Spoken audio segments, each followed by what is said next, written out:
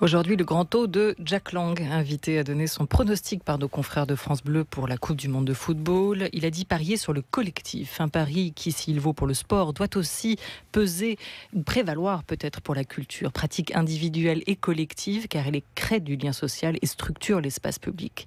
Aujourd'hui, on ne va pas attendre de lui qu'il tacle ou arbitre les projets actuels de la rue de Valois, même si, en grand sélectionneur, il est un peu le Aimé Jacquet de la culture, mais qu'il nous éclaire sur les enjeux actuels des politiques culturelle, de la décentralisation à l'architecture, en passant par l'audiovisuel. L'inventeur de la fête de la musique et des journées du patrimoine, actuel président de l'Institut du monde arabe, ancien ministre donc de la culture et de l'éducation nationale, et notre invité. Bonjour Jack Lang. Bonjour. On va écouter la suite de ce sujet qui vous introduisait, 1982, lancement de la première fête de la musique, un 21 juin bien sûr.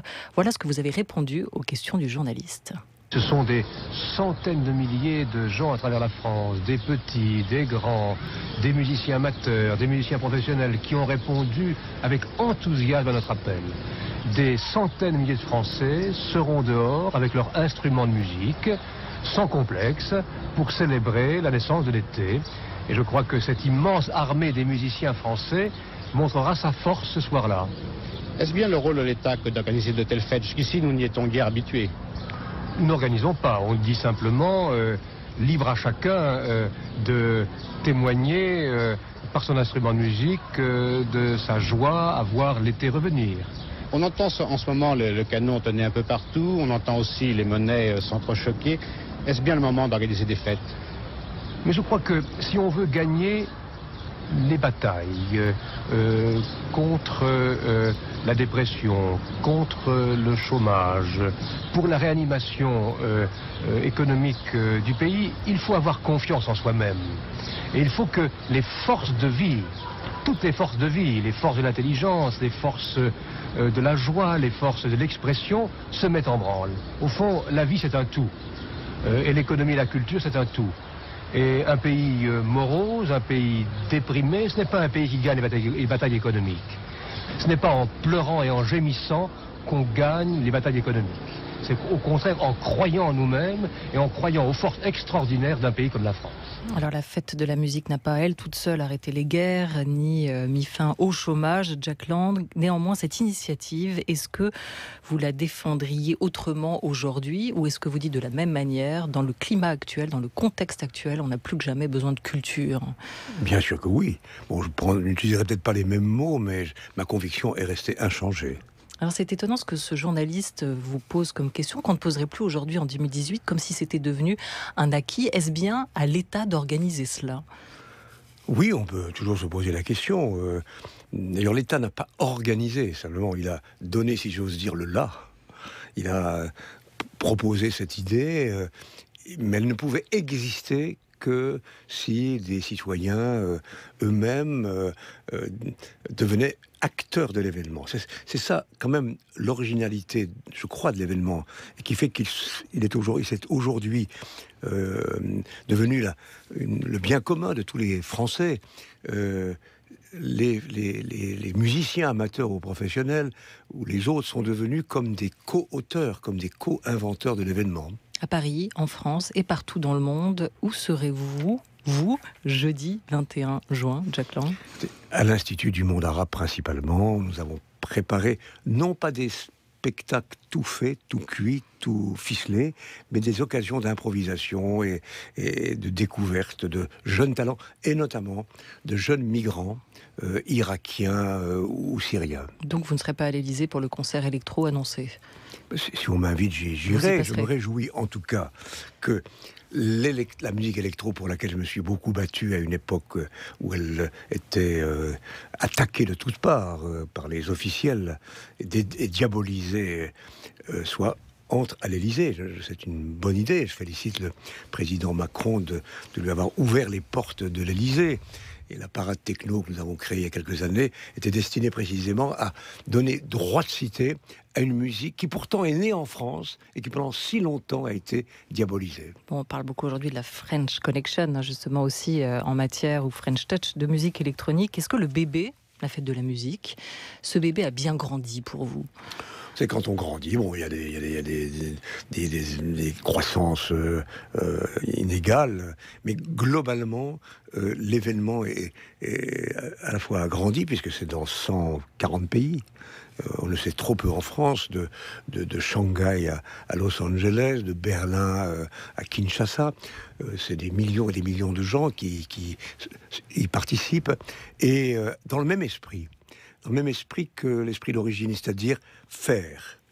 Comme le disent nos amis américains qui ont créé la fête de la musique à New York, make music, do it, faites vous-même, F-A-I-T-E-S.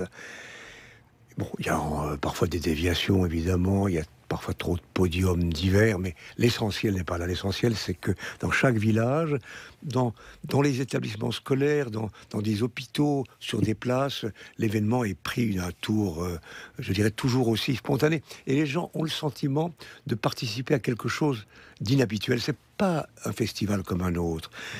Parce que c'est comme si le temps était suspendu, comme si c'était leur événement. Edgar Morin avait écrit un très beau texte sur la fête de la musique en introduction à un livre publié par Le Seuil. Il parlait d'un acte civique. Et d'ailleurs, nous lançons cette année, grâce à une start-up, une vidéo mondiale qui va permettre à chacun de ceux qui le souhaitent, musiciens où qu'ils soient, à Shanghai ou à Berlin ou à Paris, de poster une vidéo, et ainsi on aura le sentiment de participer à une communauté mondiale, une sorte de fête universelle, dans laquelle les gens sont eux-mêmes les acteurs principaux. Un concert un peu sans frontières. Un concert sans frontières, et j'espère que l'Élysée y participera dans à cette vidéo mondiale. Dans cette archive de 1982, Jack Lang, on vous entend attribuer déjà à la culture de haute qualité, voire de haute vertu. Aujourd'hui, la question reste de savoir, et c'était déjà d'actualité dans les années 80, si tout le monde y a accès, et si tout le monde y a accès de la même manière. Un plan culture près de chez vous vient d'être annoncé, c'était en mars dernier. Est-ce qu'à vos yeux, la culture est encore trop jacobine, Jack Lang? Non, on ne peut pas dire qu'elle est trop jacobine. Bon, il y a des institutions nationales, alors elles sont à Paris, c'est l'histoire. Le Louvre, il n'est pas à Marseille, il est à Paris. L'Opéra est à Paris, la Bibliothèque nationale est à Paris. Donc il est tout à fait légitime que l'État ait, comme vous le savez, on a consacré de grands efforts pour réaliser le Grand Louvre, pour réaliser une nouvelle bibliothèque nationale, une bibliothèque des arts. Ça ne pouvait pas se faire ailleurs. Par contre, on a créé l'École nationale de la photographie à Arles, qui est obligée de construire de nouveaux locaux parce que elle est devenue un succès international. On a créé le Centre national de la bande dessinée à Angoulême, sans compter les centaines de musées qui ont été rénovés, restaurés, les bibliothèques et le reste. Non, au contraire, je dirais, si on fait le tour de la France, ce qui est très impressionnant, c'est de voir à quel point partout, il y a des initiatives, des créations. Non, ce qu'on peut dire, par contre, c'est pas la même question. C'est que il y a encore trop de personnes qui se trouvent à l'écart, où que ce soit, à Paris ou hors Paris. Et de ce point de vue-là, je continue à être un militant décidé, déterminé, en faveur de l'introduction, on a parlé à l'instant, éducation nationale, de l'art et de la culture dans l'école, comme nous l'avions fait avec Catherine Tasca en 2002. Il faut que, à l'avenir, l'art fasse partie de ce qu'on appelle les fondamentaux, au même titre que les mathématiques ou la littérature ou le reste. Et tout le monde sait que là où l'art est présent dans un établissement scolaire, tout change. La réussite des élèves, le climat de l'établissement, la capacité des élèves aussi à comprendre le monde. Et je ne comprends pas les réticences qui, depuis 10 ou 15 ans, font que les gouvernements marginalisent l'art et la culture à l'école. L'un de vos successeurs, Jean-Michel Blanquer, à l'éducation, on a quand même fait une priorité, l'arrivée de la musique dans les écoles, de l'éducation musicale et artistique. Ce n'est pas une priorité. À mes yeux, c'est un commencement, et je m'en réjouis. Priorité, ça voudrait dire que ça figurerait dans les programmes, dans la formation des maîtres, dans les horaires. Ce n'est pas le cas. Par contre, je suis très content que Françoise Nyssen et Jean-Michel Blanquer aient repris cette idée pour le chant choral, de confier à un grand musicien, c'était le même à l'époque où nous étions au pouvoir, Dupin, qui fut naguère directeur du Conservatoire supérieur de Paris, le soin de mettre en place partout à travers la France la formation de chefs de chœur. Donc c'est pris au sérieux. Et je m'en réjouis, c'est pour moi une satisfaction que de constater qu'au moins sur ce plan, il y a une volonté politique. Alors plus d'un millier de musées, des associations aussi, il y a un maillage sur lequel le ministère dit pouvoir s'appuyer pour mettre en œuvre sa politique culturelle. Et d'ailleurs, le ministère ne parle pas de désert culturel, mais bien d'un problème de diffusion et d'accès aux collections nationales. Pour ce faire, la rue de Valois lance un catalogue des désirs pour favoriser l'itinérance des œuvres, des collections nationales, une liste de 500 œuvres qui, pour la plupart, n'ont jamais quitté leur lieu de conservation. On sait que la Joconde, a priori, n'y figurera pas, c'est trop compliqué. On sait depuis un peu plus d'une demi-heure que la Fondation Giacometti n'a pas été sollicitée dans ce cadre-là. On peut, en revanche, feuilleter ce catalogue en ligne et y trouver tout un inventaire qui ira de la tête de Kéros, Cycladique du Louvre, au sabre de Bernadotte du musée de l'Armée, un Balthus, un Picasso, un manuscrit d'Aimé Césaire et même la robe noire d'Édith Piaf, Jack Lang. Est-ce que faire venir les œuvres partout en France à proximité de ces publics, ça c'est une bonne mesure pour vous? Mais c'est une mesure que j'approuve d'autant plus aisément que c'était votre idée. Nous l'avons réalisé tout au long des années, la redistribution même durable des collections nationales à travers les musées de France. Les musées de France sont alimentés et par leurs propres acquisitions et par les dons, mais aussi par des dépôts de longue durée des musées nationaux. C'est une bonne chose que ce soit réaffirmé à travers la parole ministérielle. Donc c'est un coup d'épée dans l'eau, ce catalogue je dis pas des ça, désirs. non, je suis très content. Mais voilà, ça a été engagé depuis fort longtemps. Voyez ce qui se passe au Louvre-Lens, par exemple, par une présence d'œuvres de toute première qualité. L'exposition l'an dernier sur la Mésopotamie, qui était une pure merveille, et à laquelle, évidemment, le Louvre a apporté des œuvres de toute première qualité. Vous avez déjà fait beaucoup. Est-ce que pour autant il ne reste rien à faire? Ou est-ce qu'il faut, selon vous, aujourd'hui, mettre en œuvre un nouvel effort de décentralisation? Non, l'œuvre n'est jamais accomplie définitivement. Et en plus, chemin faisant, il y a des déviations qui se produisent. Bon, si je devais en quelques mots résumer les choses, je dirais numéro un, l'art et la culture à l'école, vraiment, sérieusement, et pas seulement marginalement. Deuxièmement, les industries de la culture. Aujourd'hui, on a le sentiment que globalement, l'État est trop passif face à une forme de dérégulation progressive, notamment dans le secteur privé, et on engage une réforme de l'audiovisuel public. Je n'en connais pas le contenu, et pourquoi pas? Mais pourquoi ne pas inclure aussi les chaînes privées et l'ensemble du secteur privé? Aujourd'hui, on assiste à un système de progressif, un progressif accaparement par les grands groupes multinationaux de la vie musicale en particulier. Quelle place pour les jeunes talents dans certaines radios? Quelle place pour les jeunes talents dans certains festivals qui ont été pris en main par des sociétés multinationales? Et sur ce plan, l'État a son mot à dire, ne doit pas accepter qu'il y ait ce phénomène de concentration. Je pense que c'est la pensée profonde de Françoise Nyssen, qui est une amie et que j'aime beaucoup, mais il faut prendre des mesures pour assurer la diversité, pour réguler l'ensemble de la vie, je dirais, musicale et télévisuelle et radiophonique. Pour le spectacle vivant aussi, vous imagineriez... Pardon, excusez-moi, j'en profite de m'interroger. Il y a une inquiétude très grande sur le film d'animation, sur l'animation, qui a été une des grandes réussites des 30 dernières années. Nous sommes les premiers dans le monde. Et la remise en cause de France 4 peut avoir des conséquences néfastes sur la survie du film d'animation. Il faut s'adapter quand même aux nouveaux usages. Il faut s'adapter peut-être aux nouveaux usages. Qu'est-ce que ça veut dire ? À la manière dont les jeunes aujourd'hui consomment, regardent la télévision. C'est vrai que pour beaucoup aujourd'hui, pour la jeune génération, les moins de 10 ans notamment, pour qui France 4 avait une offre de dessins animés, ne savent même plus ce que c'est que la télévision. C'est presque une mythologie ancienne. C'est pas vrai tout ça. On raconte des histoires. Je veux dire, aujourd'hui, il y a plusieurs centaines de milliers d'enfants je parle, qui regardent régulièrement à certaines heures à France 4 des films et des séries d'animation. Si vous retirez cette diffusion hertzienne en leur disant allez sur Internet, croyez-moi, ce sera le commencement de la fin pour le film d'animation. Ça vaut des engagements pour vous aussi de France Télévisions en termes de production de programmes d'animation ?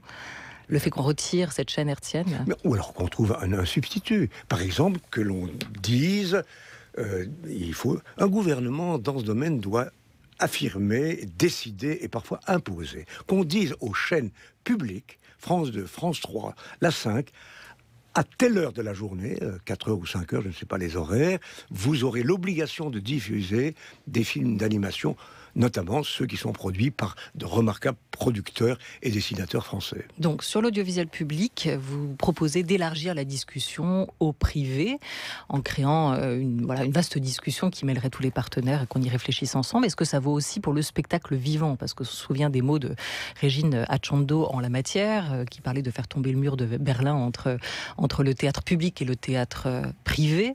Est-ce qu'il faut absolument casser cette frontière entre le théâtre public, qui assume aussi une mission de service public, et le théâtre privé, qui fonctionne selon des règles commerciales différentes? Oui, commercial et aussi aidé par l'État, parce qu'il y a un fonds de soutien au théâtre privé qui a été mis en place et régulièrement alimenté.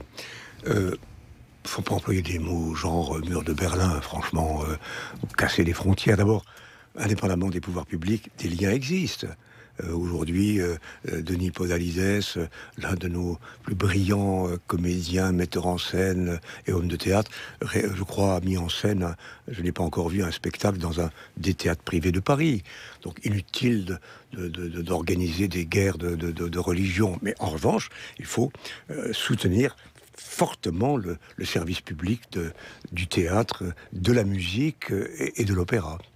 Marie-Josée Malice, qui est metteur en scène et directrice du théâtre de la Commune à Aubervilliers, qui est aussi présidente du Syndéac, nous livrait récemment sur France Culture une critique de ce qu'elle qualifie de paternalisme à la française dans cette mise en œuvre de l'accès aux œuvres parisiennes sur tout le territoire. Écoutez.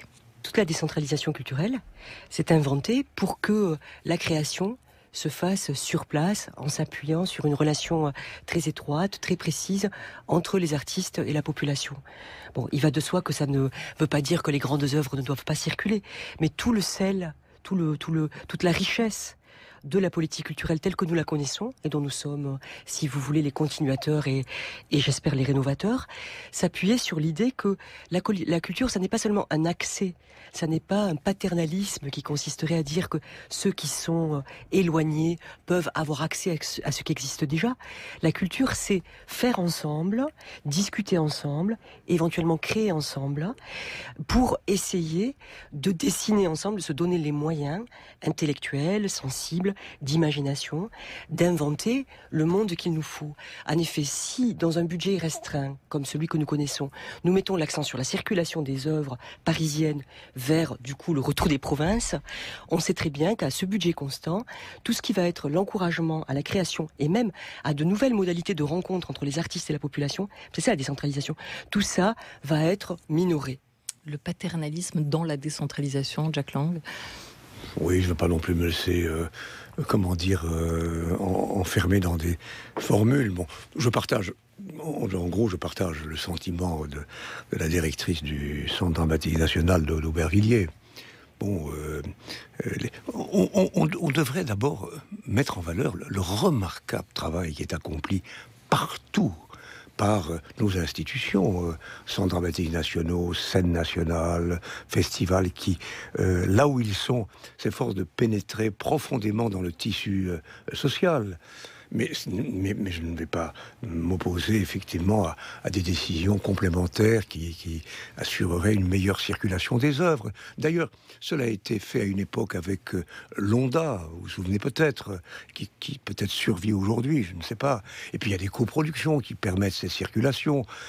Encore une fois, la vraie démocratisation, ça consisterait à ce que l'école, lieu de résistance à la médiocrité, à la trivialité, à la marchandisation du monde, soit l'un des lieux principaux où les artistes, les créateurs, les pédagogues puissent pénétrer et donner aux enfants une chance de s'élever à la dignité, à la connaissance de l'art et de la culture. Et ça marche quand c'est entrepris, ça marche. Donc plutôt que d'investir dans un pass culture, on investit dans l'école. C'est Ça, peut-être ça la bonne un solution. autre sujet, Eh bien, pardon, venons-en. l'histoire du pass culture. Venons-en pass culture. Juste pour ceux qui nous écoutent, elle a été annoncée, la création de ce pass culture à l'italienne début mars dernier par Françoise Nissen pour inciter les jeunes à fréquenter des lieux artistiques, à consommer aussi des biens culturels, arts mineurs, arts majeurs. Vous êtes un des premiers, Jack Lang, quand vous étiez rue de Valois, à avoir vraiment décloisonné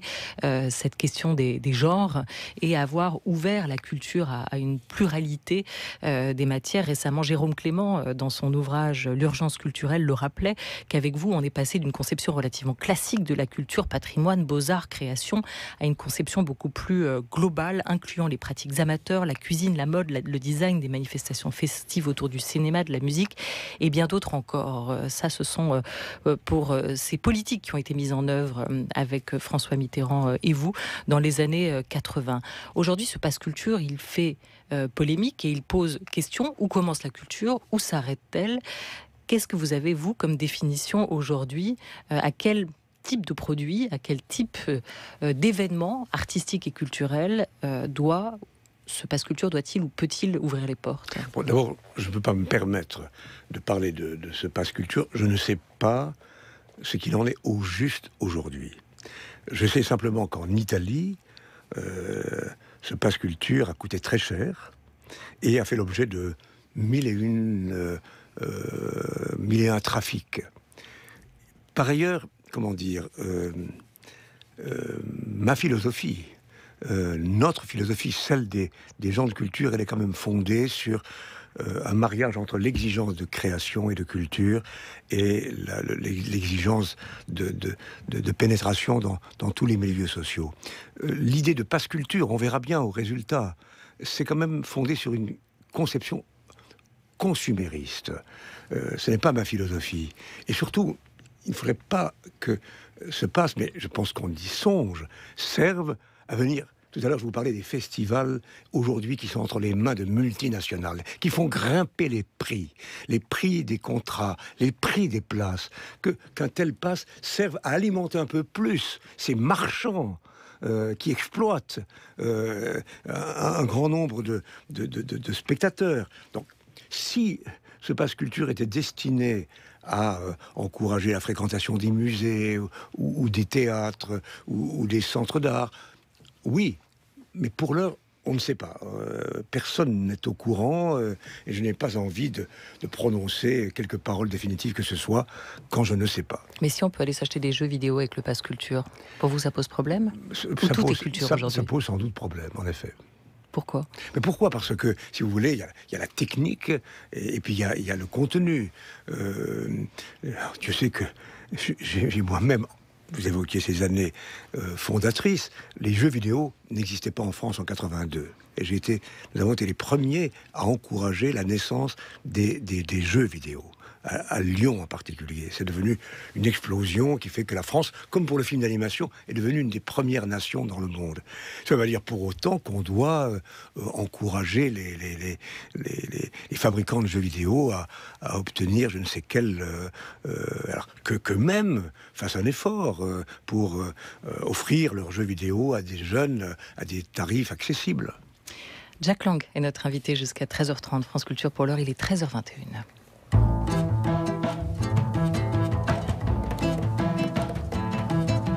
France Culture. La grande table. Olivia Gesbert. Jack Lang, on se souvient dans les années 80, quand vous étiez ministre de la Culture, que déjà beaucoup s'inquiétaient de ce tout culture qui menacerait le génie français. Auteur de Dire la France, cultures et identité nationale, 1980-1995, aux presses de Sciences Po. Le politologue Vincent Martini va nous aider à ouvrir le dernier chapitre de cette discussion. Dans son livre paru l'an passé, il revenait sur ces 15 années de politique culturelle. Il évoquait ce glissement entre le passage d'une culture dite de gauche à une culture dite de droite. Dans les années 80, la gauche avait le monopole de la culture. On se rappelle François Lothar qui disait en 88, quand il quitte le ministère de la Culture, il dit mais sur les questions culturelles, c'est insupportable, on ne peut pas penser quelque chose quand on est de droite parce que c'est la gauche qui a ce monopole. Et on voit qu'à partir de la fin des années 80, il y a une certaine droite, qui est à l'époque au Parti républicain, à l'UDF, qui relie un peu Gramsci d'une certaine manière. Et ces gens-là sont les ancêtres des Buisson, enfin ancêtres, à l'époque ils se discutent beaucoup, des Buisson, des Zemmour d'aujourd'hui. C'est des gens qui vont s'emparer de la culture, ils vont faire ce qu'a fait la gauche 10 ans plus tôt, s'emparer de la culture pour en faire une arme politique, une arme idéologique, encore une fois ce qu'avait déjà fait la gauche, mais dans un autre sens bien sûr, et ils vont comprendre, alors que la gauche un peu perd le sens de ce monopole, comprendre à quel point la culture nous permet de dire la France justement, de dire des choses sur notre pays, sachant que gagner une bataille politique, c'est d'abord gagner une bataille idéologique préalable, et c'est ce que disait Gramsci, c'est ce que nous dit Fillon à peu près tous les 15 jours, et je pense qu'il a raison. On a depuis longtemps tous confirmé l'idée que la culture est encore un enjeu politique au sens premier du terme, mais est-elle aussi un enjeu idéologique? L'insécurité culturelle, c'est un thème qui a été porté notamment par le Printemps républicain. Est-ce qu'il y a et est-ce qu'il faut sauvegarder, selon vous, Jack Lang, une dimension identitaire dans la culture? Ce sont des mots qui, pour moi, résonnent étrangement. Qu'est-ce que ça veut dire, identitaire? L'identité de la France, c'est cette extraordinaire capacité que notre pays a toujours eue à entremêler les arts, les religions, les cultures. Et si la France aujourd'hui est capable encore de parler un langage de l'universel, c'est parce qu'elle est fécondée, alimentée et nourrie par des cultures venant du nord, du sud, de l'est, de l'ouest. L'identité de la France, elle est là. Elle réside dans cette aptitude exceptionnelle à se nourrir de tous ces apports et de tous ces affluents.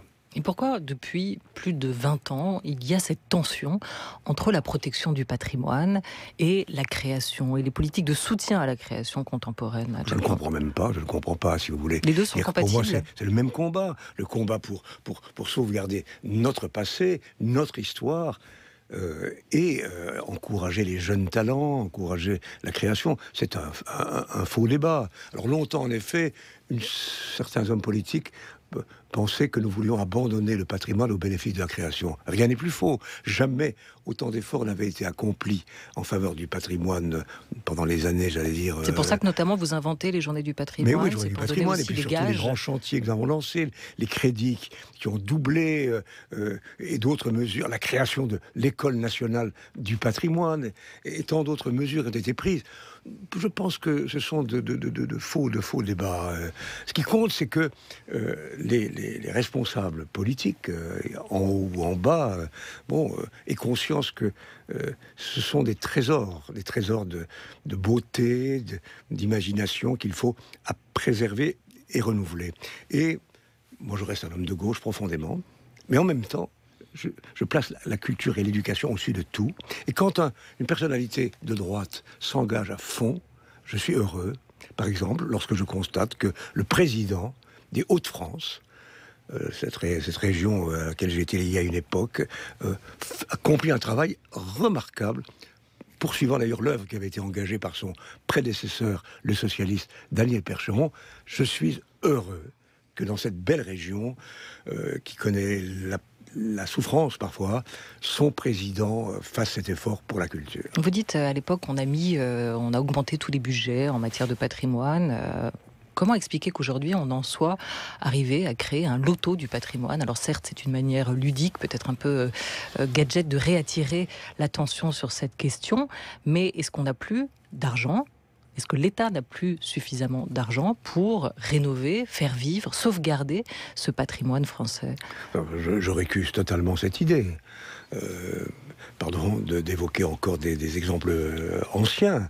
Quand en 1983, la France a été obligée, parce que nous étions confrontés à une crise économique très grave, de mener une politique dite de rigueur et d'austérité budgétaire, 3 budgets ont échappé à la rigueur et ont augmenté: le budget de la culture, le budget de la recherche, le budget de l'éducation. Et quand en 93, il y a eu la même chose, le budget de la culture a connu une amélioration. C'est précisément dans les périodes où il y a une crise que l'on doit faire un effort supplémentaire pour tout ce qui touche à l'esprit, éducation, culture, recherche scientifique. Et justement, Jack Lang, votre nom est attaché à une autre loi très importante aujourd'hui encore dans les débats, celle du 1er août 81, qui fixe un prix du livre unique. Aujourd'hui, il y a un mouvement des auteurs en colère. La profession ne survivra pas sans prise en compte de ses spécificités. Si demain, on ne peut plus vivre de littérature, nous vivrons dans un pays fort différent. Tout le week-end, le dessinateur-auteur Johan Sfar a donné de la voix pour défendre le métier d'auteur, signataire parmi tant d'autres, et notamment des auteurs plutôt chanceux, d'une lettre ouverte au gouvernement dans Le Parisien dimanche. Alors que plus de 40% des auteurs gagnent moins que le SMIC, leur situation, est-ce qu'elle vous interpelle ? Absolument. Qu'est-ce qu'on peut faire ? Et pardon, nous avions à une époque pris toute une série de mesures, mais elles ne s'avèrent pas suffisantes sur la fiscalité, par exemple, assurant l'étalement des revenus sur 3 ans, sur le statut social, sur les retraites. Mais aujourd'hui, des mesures doivent être prises. Et quand on parle auteurs, je pense aussi aux auteurs de bandes dessinées qui sont spécialement alors sacrifiées et exploitées et qui méritent d'être mieux protégées et mieux encouragées. Oui, en effet, c'est un chantier. Je ne doute pas d'ailleurs que François Nyssen, qui était à la tête d'une très grande maison d'édition, Actes Sud, pour pas la nommer, prendra les mesures.